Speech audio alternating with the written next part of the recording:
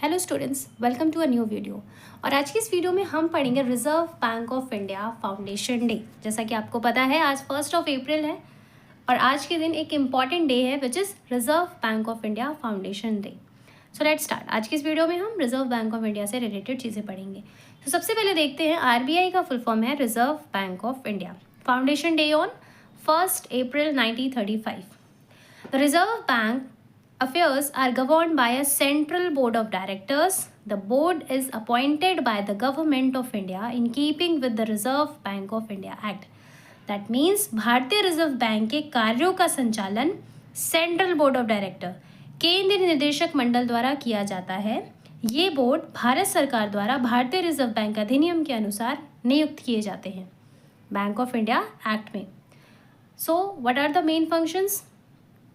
सबसे इम्पॉर्टेंट और main function क्या है? मॉनेटरी अथॉरिटी, पैसों से related, currency, formulate, implement and monitor the monetary policy.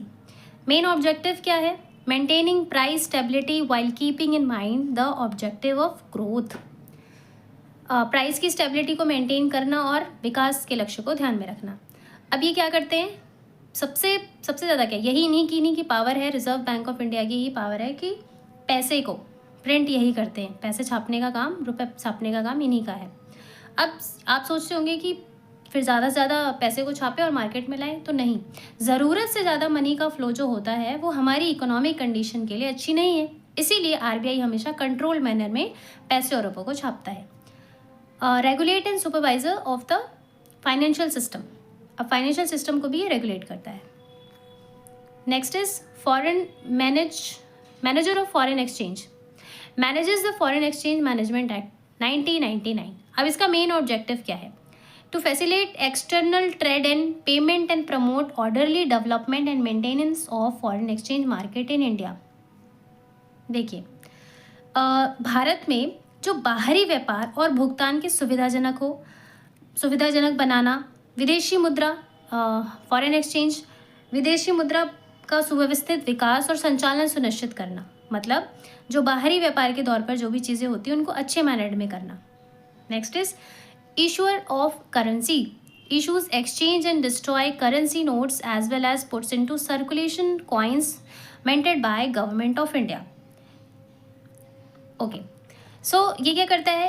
Exchange, मतलब सारी करेंसीज को इशू करता है ये।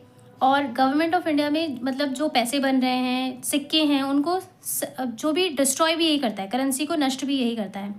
और सिक्कों को अच्छे से उनको ढले रूप में रखना इन्हीं का काम है।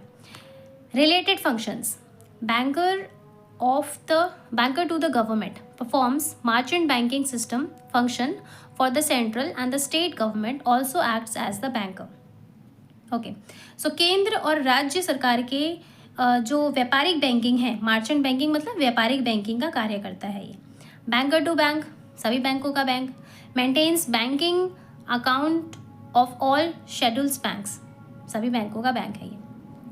अब चलिए एक छोटी सी डिटेल पढ़ लेते हैं इनके लिए कि आरबीआई का फाउंडेशन डे कब है। तो 1 अप्रैल 1935। हेडक्वार्टर कहाँ है? मुंबई में।